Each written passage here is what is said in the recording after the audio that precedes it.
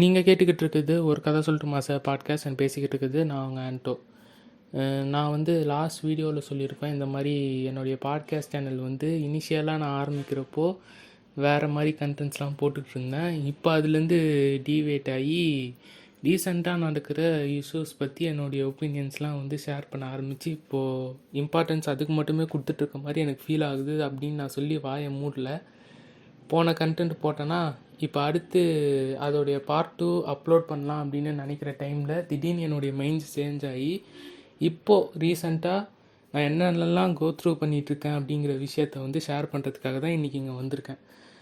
புரியுது உங்களுடைய மைண்ட் வாய்ஸ்லாம், வெக்கமே இல்லையாடா உனக்கு அப்படிங்கிற மாதிரிலாம் யோசிப்பீங்க.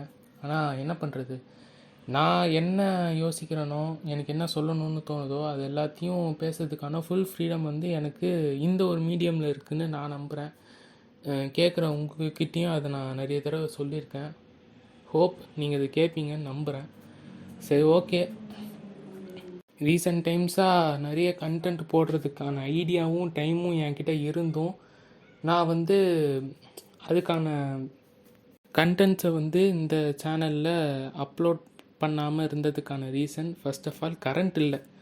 ஒரு 1-1.5 மாதமாக வந்து இந்த இஷ்யூஸை நான் நேற்று வரைக்குமே கூட ஃபீல் பண்ணிக்கிட்டு இருந்தேன்.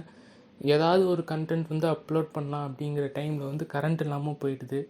கரண்ட் இருந்தால் தான் மொபைலில் சார்ஜ் இருக்கும், சார்ஜ் இருந்தால் தான் ரெக்கார்ட் பண்ண முடியும், ரெக்கார்ட் பண்ணால் தான் பாட்காஸ்ட்டில் எபிசோட்ஸை அப்லோட் பண்ண முடியும். அப்படிங்கிற சுச்சுவேஷனில் என்னால் கொஞ்ச நாளாக அதை பண்ண முடியாமல் போச்சு. ஆனால் கிட்டத்தட்ட அது ஒரு சப்பக்கட்டு தான். நான் பண்ணணும்னு நினச்சிருந்தா பண்ணியிருக்கலாம். ஆனால் நம்ம ரெக்கார்ட் பண்ணுறதுக்குன்னு சொல்லிட்டு நமக்கு ஒரு மைண்ட் செட் ஒன்று வரும்ல, நம்ம எப்போது அந்த டைமில் உட்காரோமோ அப்போ தான் கரெக்டாக கரண்ட் ஆஃப் ஆகிடுது. இதனாலேயே நான் பேசணும்னு நினச்ச நிறைய விஷயங்களை மிஸ் பண்ணிட்டேன். அதில் ரிக்ரெட் பண்ணுற விஷயம் அப்படின்ற மாதிரி நான் டக்குன்னு ஃபீல் பண்ணுற ஒரு மேட்ரு வந்து என்னென்னா, வாழா 2 அப்படிங்கிற படத்துக்கான ரிவ்யூ வந்து நான் கொடுக்கலான்னு யோசித்து என்னால் கொடுக்க முடியாமல் போனது தான். ஏன்னா அந்த படம் வந்து ரொம்ப நல்லா இருந்துச்சு. அந்த படத்தில் இருக்க ஆர்டிஸ்டோடைய பேர்லாம் கூட எனக்கு தெரியவே தெரியாது, யாருன்னே தெரியாது. எல்லாருமே அங்கே மலையாளமில் ஒரு அப்கமிங் ஆக்டர்ஸ் மாதிரியான ஒரு டெபியூ கேரக்டர்ஸ் மாதிரியான ஆக்டர்ஸ் தான் வந்து எல்லோரும் அதில் நடிச்சிருக்கிறது. வாழா 1 விடவும் 2 வந்து எடுத்திருக்க கண்டென்ட்டை ரொம்ப பர்ஃபெக்டாக எடுத்திருக்காங்க. லாஸ்ட்டில் அவங்க நினச்சா மாதிரி எமோஷ்னலி அந்த படம் வந்து சிப்ளிங்ஸ் இருக்கிற எல்லாருக்குமே வந்து அட்டாச் ஆச்சு. அப்படிங்கிற மேட்டர்லாம் நான் வந்து நிறைய இங்கே சொல்லலாம். அதை வந்து ஒரு மஸ்ட் வாட்ச் ஃபிலிமாக இருக்கும், கண்டிப்பாக எல்லோரும் போய் பாருங்கள் அப்படிங்கிற விஷயத்த இங்கே ஷேர் பண்ணலான்னு நினச்சேன். ஆனால் ரீசெண்ட் டைம்ஸில் அதுதான் முடியாமல் போயிடுச்சு. ஆனால் எங்கே இப்போ வந்து ஒரு என்டர்டெயின்மெண்ட் பர்பஸ்க்காக நம்ம வந்து ஒரு கண்டென்ட் க்ரியேட் பண்ணி போடலான்னு பார்த்தா அது எல்லாத்தையுமே வந்து ஓவர்டேக் பண்ணி இப்போது பொலிட்டிக்கல் ரிலேட்டடான கண்டென்ட்ஸ் தான் வந்து நிறைய வந்துக்கிட்டே இருக்குது. இது வந்து எலெக்ஷனுக்கு முன்னாடி ஒரு 2-3 மாதத்துலேருந்தே ஸ்டார்ட் ஆனது தான். சரி, எலெக்ஷன் நெருங்குறப்போ இது வந்து கம்மியாகும், எலெக்ஷன் வந்ததுக்கப்புறம் கம்மியாகும், எலெக்ஷன் முடிஞ்சதுக்கப்புறம் ஒரு 1-2 வாரத்தில் கம்மியாகும்னு சொல்லிட்டு பார்த்துக்கிட்டே இருந்தால் நம்ம எப்போல்லாம் இது வந்து முடியும்னு நினைக்கிறோமோ அப்போ தான் இது ரொம்ப பீக்கில் போய்கிட்டு இருக்குது.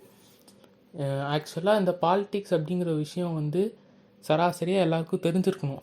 எனக்கு தெரியாது, அது வேறு விஷயம். ஆனால் நான் சொல்கிறேன், அது வந்து மேக்ஸிமம் எல்லாருக்கும் தெரிஞ்சிருக்கணும்.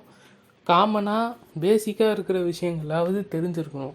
ஆனால் அது வந்து எப்படி இருக்கணும்னா, முன்னாடிலாம் வந்து இந்த பொலிட்டிக்கல் ரிலேட்டடான கண்டென்ட்ஸ்லாம் வந்து மீடியாவில் நம்ம தேடி போய் பார்க்குற மாதிரியான ஒரு ஃபேக்டராக இருந்துச்சு. அது தவிர்த்து ஓவராலாக இந்த என்டர்டெயின்மெண்ட் பர்பஸ்க்காக தான் இந்த மீடியாங்கிறது இருந்துச்சு. ஆனால் இப்போ அது எப்படி மாறிச்சுன்னா, என்டர்டெயின்மெண்ட் ரிலேட்டடாகவே பொலிட்டிக்கல் கண்டென்ட்ஸ் வந்து ஓவராலாக சோஷியல் மீடியாவை கவர் பண்ணிடுச்சு. அதை தாண்டி நம்ம உள்ளே தேடி போய் பார்த்தா தான் இப்போ ஆர்கானிக்காக என்டர்டெயின்மெண்ட் பர்பஸ்க்காக மட்டுமே க்ரியேட் பண்ண சில கண்டென்ட்ஸ் வந்து உள்ளே இப்போ மீடியாவில் இருக்குது. நான் என்ன சொல்ல வரேன் அப்படிங்கிறது புரியுது தானே, தெளிவாக தானே சொல்கிறேன். சரி, ஓகே. இது பத்தாதுன்னு எரியிற நெருப்பில் எண்ணெயை ஊற்றுற கணக்காக ரீசண்டாக சிஎம் விஜய் அவர்கள் வந்து ஒரு ஸ்பீச் வேறு கொடுத்துருக்காங்க. ஏன்னா இதுக்கப்புறம் அவரை வந்து நம்ம இப்படி தான் டிஃபைன் பண்ணணும். ஏன்னா அதுதான் உண்மை, அதை வந்து நம்மளால் மறுக்க முடியாது. ஆக்சுவலாக அவர் இந்த மாதிரி ஒரு ஸ்பீச் வந்து பேச போகிறாரு அப்படிங்கிற விஷயம் வந்து கேட்ட உடனே சில பேருக்கு சில எக்ஸ்பெக்டேஷன்ஸ் வந்து இருந்துச்சு. அதாவது அவர் ரீசெண்டாக நடக்கிற சில இஷ்யூஸ் பற்றிலாம் வந்து பேசுவார் அப்படின்னு சொல்லிட்டு பர்டிகுலராக 2-3 பாயிண்ட்ஸ் வந்து எல்லாரும் எடுத்து வச்சுட்டு எதிர்பார்த்து வெயிட் பண்ணிகிட்டு இருந்தாங்க. அவர் அதையெல்லாம் எடுத்து அட்ரஸ் பண்ணி பேசாமல் போயிருந்தா கூட பரவாயில்ல. ஆனால் இப்போது அவர் என்ன பண்ணார் அப்படின்னா, லிட்ரலாக எலெக்ஷனுக்கு முன்னாடி கேம்பெயின்லலாம் வந்து பேசுவாங்கள்ல, அதே மாதிரி போஸ்ட் எலெக்ஷனுக்கு அப்புறம் சிஎம் ஆனதுக்கு அப்புறமுமே வந்து முன்னாடி இருந்த ஆளுங்கட்சியை வந்து அட்டாக் பண்ணி பேசுகிற மாதிரியான சில விஷயங்கள் வந்து பேசியிருக்காரு. அது வந்து எனக்கு சரியாக படல, அவ்வளோதான் ஓப்பனாக சொல்லணுன்னா. ஏன்னு பார்த்தீங்கன்னா, முன்னாடி வந்து ஒரு கட்சி ஆரம்பித்து 2 வருஷத்துலேயே ஆட்சியை பிடிக்குதுங்கிறது பெரிய விஷயந்தான். ஆனால் அதுக்காக அந்த கட்சி யூஸ் பண்ண ஒரு பெரிய ஸ்ட்ராட்டஜியாக நான் என்ன பார்க்குறேன் அப்படின்னா, அவங்களுடைய எதிரி யார் அப்படிங்கிற விஷயத்த வந்து ரொம்ப தெளிவாக அவங்க மைண்டில் ஃபிக்ஸ் பண்ணி வச்சுருந்தாங்க. அவங்களுக்கு எவ்வளோ எதிர்ப்பு வந்தாலும் அவங்க வந்து யாரை எதிர்க்கணும், ஆளுங்கட்சியை மட்டும்தான் அவங்க வந்து டார்கெட் பண்ணி அவங்கள வந்து டிஃபீட் பண்ணி நம்ம மேலே வரணுங்கிற ஐடியா அவங்களுக்கு இருந்ததுனால தான் அவங்க வந்து இப்போ ஆட்சியே பிடிச்சிருக்காங்க அப்படிங்கிற ஒரு விஷயம் வந்து நான் எலெக்ஷன் முடிஞ்ச உடனே ஒரு கண்டென்ட்டில் நான் சொல்லியிருப்பேன் தெளிவாக, இப்படி தான் நடந்திருக்கு இந்த விஷயம் அப்படின்னு. அதுதான் உண்மை. ஆனால் அது நடந்து முடிஞ்சதுக்கப்புறமும் திரும்பி திரும்பி அதையே அட்ரஸ் பண்ணி பேசிகிட்டு இருக்கிறது ஒரு மாதிரி மீனிங்லெஸ்ஸாக இருக்குன்ற மாதிரி தான் எனக்கு தோணுது. இப்போ இந்த மாதிரி சில சமயம் யோசிக்காமல் அவர் பேசுகிற சில கண்டென்ட்ஸ் எல்லாம் எடுத்து இது தப்பு இது கரெக்டுன்னு சொல்லிட்டு பேசுகிற சில இன்ஃப்ளூயன்சஸ்லாம் இருக்காங்கள்ல, இதையெல்லாம் எடுத்து கண்டென்ட்டாக போட்டால் கூட பரவாயில்ல. ஆனால் அவர் வந்து ஏதாவது ஒரு சாவுக்கு போயிட்டு வந்தால் கூட அதை கூட ஒரு கண்டென்ட்டாக மாற்றுற விஷயம்லாம் பார்த்தா என்னடா நடந்துக்கிட்டு இருக்கீங்க அப்படிங்கிற மாதிரி தான் எனக்கு தோண ஆரம்பிக்குது. இப்போன்னு இல்லை, இதுக்கு முன்னாடியும் சொல்கிறேன். ஏதாவது ஒரு நல்லது கெட்டதுக்காக ஒரு வெளியே போயிட்டு வந்தாருன்னா அதில் 4 கிளிப்ஸ் வந்து அவங்களுக்கு கிடச்சிச்சின்னா போதும். அந்த 4 கிளிப்ஸை வச்சு ஒரு 40 கதையை வந்து இவங்களே கட்டிடுறாங்க. இதெல்லாம் பார்க்குறப்ப தான் இவங்க கொஞ்சம் ஓவராக போகிறாங்களோங்கிற மாதிரி இருக்குது. எல்லாரும் ரொம்ப வருஷமாக சொல்லிக்கிட்டு இருக்கிறது தான், ரிப்பீட்டு தான். இருந்தாலும் என் மனசில் பட்டதை நான் திரும்பி ஒரு தடவை சொல்லிக்க ஆசைப்பட்றேன். பாலிடிக்ஸ்குள்ளே விஜய் என்டர் ஆனதுலேருந்து இந்த ஆக்டர் விஜய்ங்கிற ஒரு பெரிய விஷயத்தை வந்து நான் சினிமாவில் மிஸ் பண்ணுறேன். அவருடைய படத்து மேலே நிறைய கிரிட்டிசிசம் இருந்தாலும் இந்த மாஸ் ஹீரோன்ற எலிமெண்ட்டுக்குள்ளேயே அவர் நிறைய படங்கள் பண்ணிக்கிட்டு இருக்காரு. எக்ஸ்பிரிமெண்டலாக நிறைய விஷயம் எக்ஸ்ப்ளோர் பண்ண மாட்டேங்கிறாரு அப்படிங்கிற ஒரு கோவம்லாம் அவர் மேலே இருந்தாலும், இப்போது ஒன்ஸ் அவர் அந்த இடத்த மொத்தமாக விட்டுட்டு போனதுக்கப்புறம் இந்த ஸ்பேஸை வந்து ரீப்ளேஸ் பண்ணுறதுக்கு ஆளே இல்லாமல் அனாதையாக கிடைக்குங்கிற மாதிரி தான் பார்த்து வயிறறிய வேண்டியதாக இருக்குது. ஆனால் இந்த துக்கத்துக்கெல்லாம் நடுவில் ஒரு நல்ல விஷயம் இல்லை, இது எல்லாத்தையும் மறந்துட்டு நம்ம செலிப்ரேட் பண்ணுற மாதிரியான ஒரு விஷயம் நடந்துக்கிட்டு இருக்கு அப்படின்னா, நான் வந்து கருப்பு படம் ரிலீஸ் ஆனது அப்படின்னு தான் நான் சொல்லுவேன். அது வந்து ஒரு பாயிண்டில் அதை ப்ரைஸ் பண்ணுறது ரொம்ப ஓவர் ரேட்டடாக போகுது அப்படிங்கிற மாதிரி எனக்கு ஃபீல் ஆகும் சம்டைம்ஸ். இந்த கருப்பு படத்துக்கான சில ஹைப்பெல்லாம் வந்து எல்லோரும் க்ரியேட் பண்ணுறப்போ. ஆனால் எனக்கு டீப் டவுன் உள்ள என்ன ஃபீல் ஆகும் அப்படின்னா, சூரரை போற்று ஜெய்பீம் மாதிரியான படங்கள்லாம் வந்து ஓடிடி ரிலீஸ்க்கான படங்கள் கிடையாது. ஆனால் அன்ஃபார்ச்சுனேட்லி அது அப்போ வந்து எல்லாரும் அதை தேட்டரில் மிஸ் பண்ணியிருக்காங்க. அது போக நிறைய படங்கள் வந்து சூர்யாவுக்கு அண்டர் ரேட்டடாக போயிருக்கு. அவருடைய கரியர்லே பெஸ்ட்டாக பண்ண சில படங்கள் அதெல்லாம் அப்போ ஓடாமல் போனதுக்கு இப்போ மொத்தமாக சேர்த்து இந்த கருப்பு படம் வந்து ஓடுது, இதுக்கு ஒர்த்து தான் அப்படிங்கிற மாதிரி தான் இப்போ வந்து நான் அதை பார்க்குறேன். ஆனால் எனக்கு பிரச்சனை வந்து இந்த கருப்பு படம் இல்லை, அதில் இருக்கிற ஆல்பம்ஸும் சாங்ஸும் தான். இப்போ வந்து என் மண்டையில் வந்து நான் சும்மா உட்காந்துருப்போல்லாம் அது லூப் மாதிரி என் மைண்டுக்குள்ளே ஓடிக்கிட்டே இருக்குது. இந்த வெறப்பா சாங்கு, கருப்பா கூடவா சாங்கு, அதுக்கப்புறமா காடு மோடு பிஜிஎம்லாம் வந்து சும்மா உட்காந்துக்கிட்டு இருப்பேன். நான் பார்த்துட்டு இருக்க கூட மாட்டேன். இன்ஸ்டாலாம் ஸ்க்ரோல் பண்ணுறப்போ 4 ரீல் 5 ரீலுக்கு நடுவில் அந்த பிஜிஎம்மை கேட்டு எனக்கு ரிப்பீட்டடாக அது மைண்டுக்குள்ளே ஓட ஆரம்பிச்சிச்சு கொஞ்ச நாளில். அதனால தான் எனக்கு இப்போது ஒரு பாயிண்டில் அது என்னாச்சுன்னா, சரி போதும்டா விடுங்கடா, அது நல்லா தான்டா இருக்குது அப்படிங்கிற மாதிரி ஒரு தாட்டை வந்து கொடுக்க ஆரம்பிச்சிச்சு. இன்னும் சில பேர் என்ன சொல்கிறாங்கன்னா, இந்த ரெட்ரோ வந்து கருப்பு படத்தை விட பெஸ்ட்டு, இப்போ எல்லாருமே வந்து ஹைப்பில் இருக்காங்க, அவங்கள வந்து டிஸ்டர்ப் பண்ண வேணாம், இது ஒன்ஸ் ஓடிடியில் வந்துச்சுன்னா அப்போது நம்ம டிஸ்கஸ் பண்ணுவோம். கருப்பை விட ரெட்ரோ தான் பெஸ்ட்டு அப்படிங்கிற மாதிரி சில கண்டென்ட் க்ரியேட்டர்ஸும் வந்து சொல்கிறாங்க. சரி, இதை நம்மளுடைய ஒப்பீனியன் என்னவா இருக்கும் அப்படின்னு நம்ம யோசித்து பார்த்தோன்னா, எனக்கு வந்து கம்பேரிசனுக்கே ரெண்டுமே ஒர்த் இல்லை அப்படிங்கிற மாதிரி தான் நான் ஃபீல் பண்ணுவேன். அதாவது கருப்பு வந்து ஒரு ரிப்பீட் வாட்ச் வேல்யூக்கு ஏற்ற ஒரு ஆக்டரோடைய செலப்ரேஷன் படம், அது ஒரு பீக்கில் இருக்குது. ரெட்ரோ வந்து இந்த பக்கம் ஃபுல்லாகவுமே ஒரு கண்டென்ட் ஓரியன்டான ஒரு படம்.